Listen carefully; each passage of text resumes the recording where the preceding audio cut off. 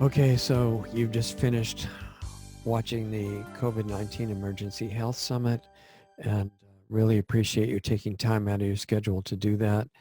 It's a free public service, and I really appreciate the participation of the people that gave presentations. That was great, so that you could have a medical perspective from a qualified medical doctor, and also attorney's perspective, constitutional perspective, and some other really important aspects that come from the sheriff, and from hopefully some from me, and other people that were referred to during this series. It would be really helpful to other people if you would share this as widely as possible, as long as you can, as long as we've got some freedom of access to the internet.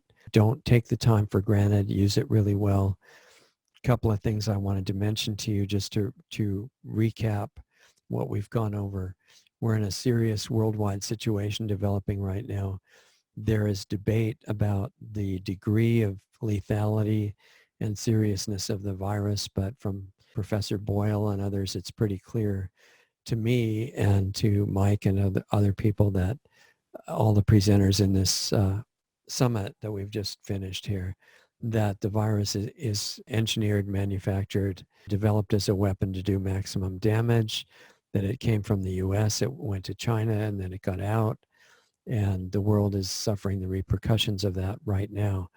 But what's possibly much worse than whatever physical damage the virus does is the lockdown on real information, and the lockdown on freedoms that goes with that. And all of the people involved in this summit have a common interest in acknowledging and protecting our freedoms that you have automatically by virtue of being a human being. You don't need government or the UN or any other supranational organization to give them to you as a special privilege that they can revoke. That's not how it works. The great thing about the ideals behind the establishment of the US, which have never been lived up to fully, I might add, but that doesn't mean they couldn't be, and it could start now, is that governments only exist by permission of the governed to protect their freedoms and rights, and the borders of the country, of course, and protect the citizens against each other, but also against foreign invasion, against excesses by any kind of authority figure, certainly against toxic corporations that try to take away your rights and do things to you that might hurt or kill you.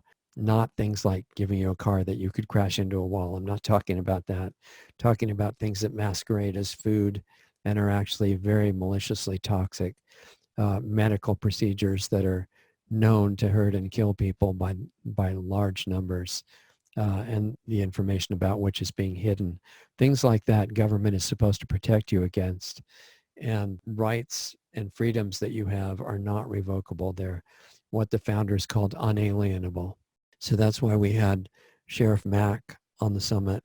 Really important concepts that he was trying to bring back because they're no longer taught in school, and government tries to hide and obscure them, and so do some of the global corporations and other entities that want you as a slave.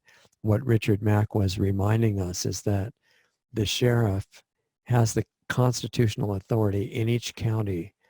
And if you read The County Sheriff, America's Last Hope, and Richard Mack's other book, Are You a David, you'll understand the background of why and how and what it's based on, that the sheriff has ultimate power in the county to protect the citizens' freedoms and rights against any kind of official, any kind of non-official, any corporate entity, the UN, anybody like that. Most of the sheriffs, I've learned from talking to Sheriff Mack, don't really even understand this. And so his group, CSPOA, is trying to educate the sheriffs. It's more difficult now when travel is being shut down and things like that, but that's their goal, and they need support. You can go to cspoa.org, and I really endorse any financial support that you can give those guys, because Richard doesn't even have the money to quit doing other work just to survive right now, and he needs to be full-time spreading the education to the sheriffs all over. And if you're in another country and watching this summit, or you've just finished it, remember, just because you live in whatever country you live in, and the government thinks you have no rights, you only have privileges from the government. The nice thing that was stated in the Declaration of Independence of the U.S. and reflected in the Constitution and Bill of Rights is that you have the same rights no matter where you live. You don't have to live in America. You can live in any of the so many countries around the world. You may have to be strategically very careful if your government has decided that you have to be killed if you try to assert your rights. So don't do anything, that's just going to delete you from the scene. But be aware that everybody, all of us, have the exact same rights and freedoms, and government and the UN and anybody like that can never take them away. So educate yourself. That's what the summit is about.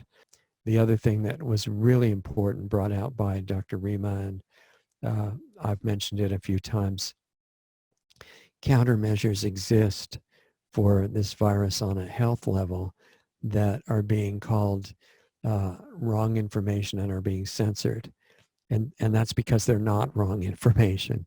I know this is hard to grasp for some people, but I'm going to tell you some really deep revelation here.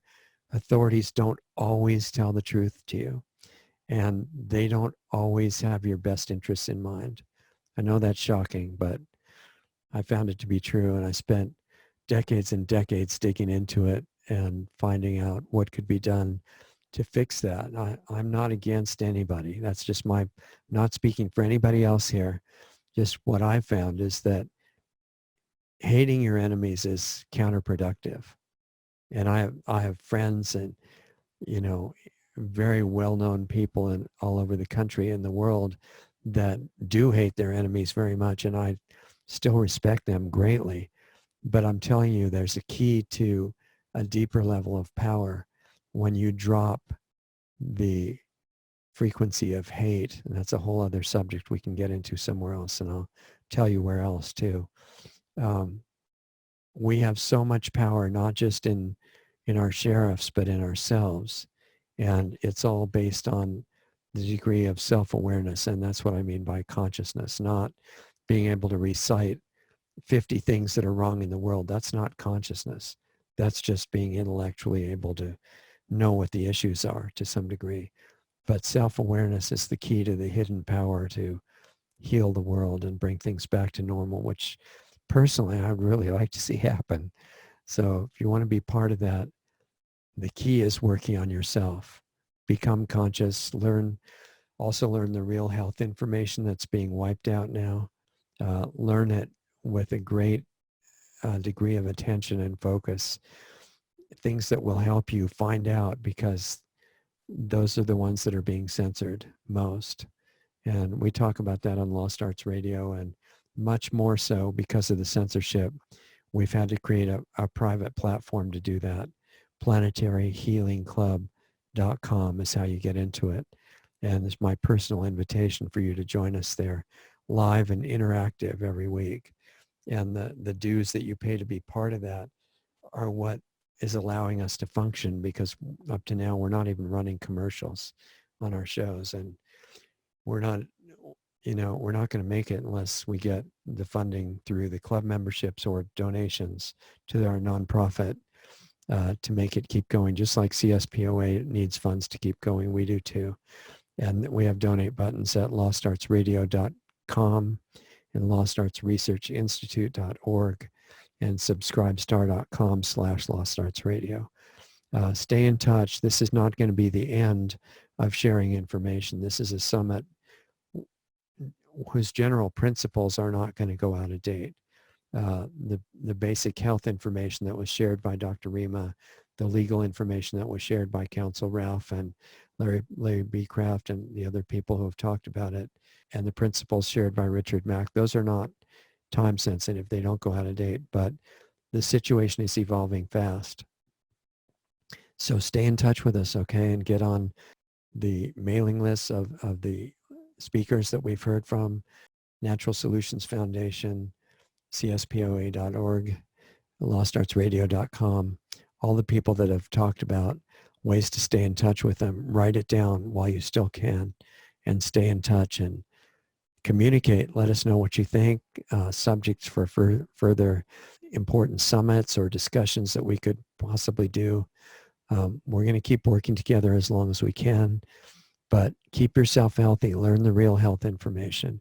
If you do personally, and I'm not a medical doctor, okay, but I don't think you're going to have any trouble with the virus at all if you learn how to take care of your own health. And we've alluded to that quite a bit here. It's nanosilver and vitamins to start, but there's much more to it.